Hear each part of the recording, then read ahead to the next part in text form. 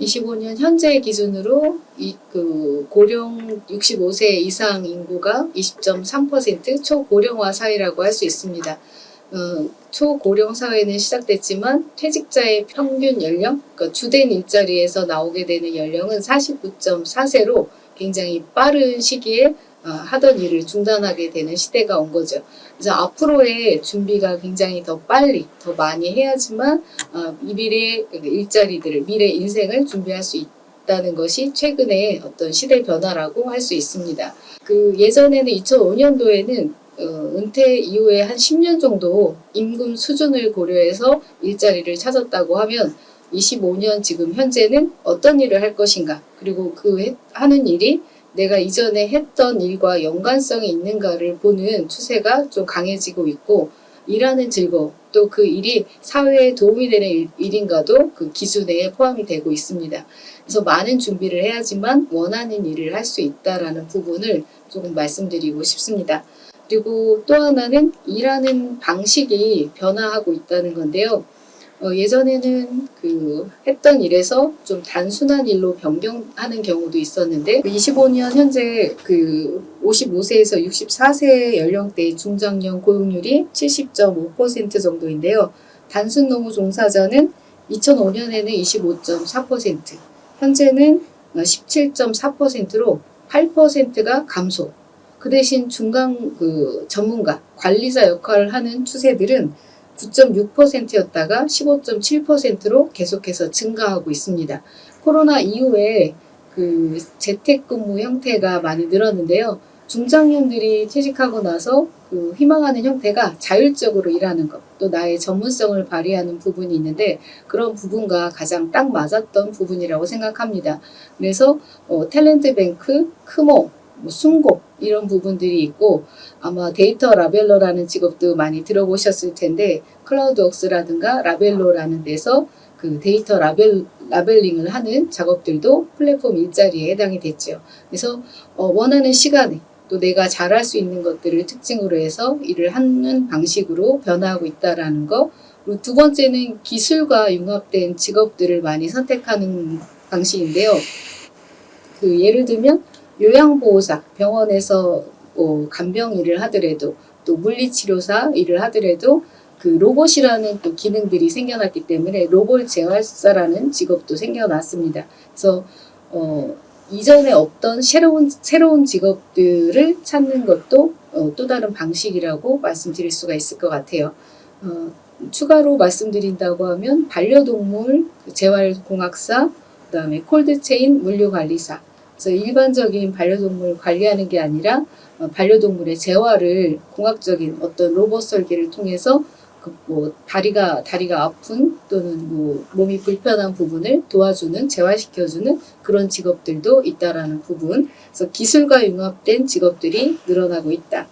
세 번째는 사회적 기업이라든가 비영리 단체로의 취업도 많이들 하고 계신데요.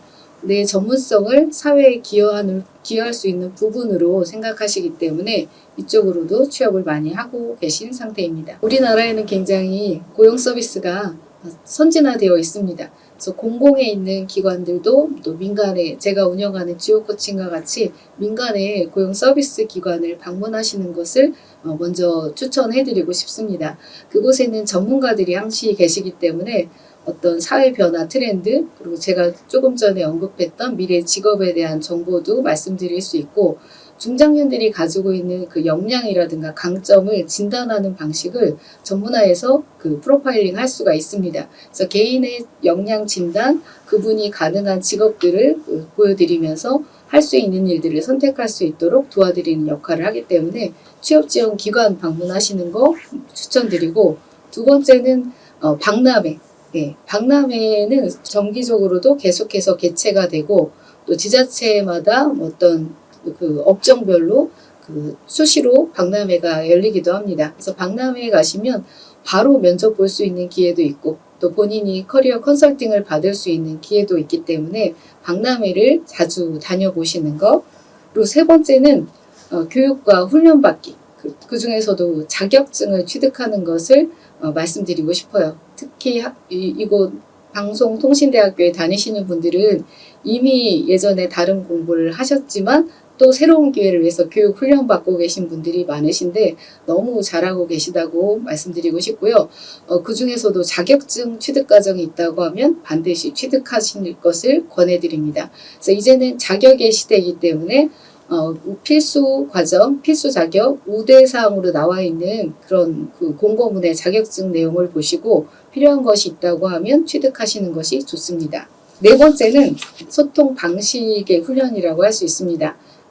기존에 내가 몸담았던 회사 업종마다 뭐 다를 수도 있지만 소통 방식에 있어서 말로 하는 소통, 또 저희가 문서화돼서 하는 소통 방식이 있는데 최근에는 그런 문서화된 소통을 많이 합니다. 협업 툴이라고 해서 슬랙이라든가 노션이라든가 뭐 구글 챗이라든가 여러 가지 협업 툴들이 있는데 다양한 세대 그리고 또 내가 최신 트렌드에 맞는 그런 소통 방식을 배우실 수 있다고 하면 채용 그 장면에서도 좀 더 유리하실 것 같습니다.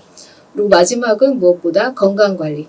건강해야지만 일을 하실 수 있기 때문에 꾸준한 자기관리, 그래서 운동을 주 1회 이상은 꼭 하시는 거, 술, 담배를 하셨다고 하면 줄이시는 것도 꼭 말씀드리고 싶네요. 여러분 중에서도 직업상담사에 대한 관심이 있으시다면 또 이런 커리어 컨설팅을 해보고 싶은 분이 계시다면 저는 공공의 고용서비스 기관을 한번 방문하셔서 직접 체험해 보시는 것도 권해드리고 싶습니다. 특히 고용센터, 중장년 내일센터, 서울시 50플러스 센터, 그러니까 지자체마다 신중년을 위한 특화센터들이 있고 최근에는 서원대에서도 신중년 어떤 센터를 새로 그 사업을 위탁받아서 운영을 하게 됐는데요. 그런 기관에서는 구직자 또는 재직자 모두가 참여를 할 수가 있습니다. 예를 들면 고용센터에서 운영되는 구직자 취업 역량 강화 프로그램 중에는 신중년을 위한 특화된 프로그램이 있습니다. 제가 개발에도 참여했던 프로그램인데요. 신호탄이라는 프로그램이 있습니다. 그래서 신중년이 경력 개발의 호재를 만나 탄탄대로를 가다 이런 의미도 담고 있고 새로운 출발선에 서서 뭔가 준비를 할 때 그 신호탄을 쏘아 올리다 이런 의미도 갖고 있습니다. 그래서 이 프로그램에 참여하시면 자기 진단도 하게 되고 새롭게 변하는 어떤 일자리, 직업 정보라든가 일하는 방식, 그다음에 당연히 취업 스킬 같은 것도 포함이 되어 있기 때문에 이 프로그램에 참여함으로써 내가 전문가로서 갖춰야 될 역량이라든가 또 어떤 것들을 준비해야 되는지, 전문 기관은 어디가 있는지, 어떤 특화된 전문 사이트들은 어떤 데가 있는지 이런 부분들을 파악을 하실 수가 있게 될 거예요. 자, 오늘은 경력 개발에 대해서 살펴보면서 프로틴 커리어, 그다음 진로 장벽 등등의 중요한 개념을 살펴보았습니다. 한번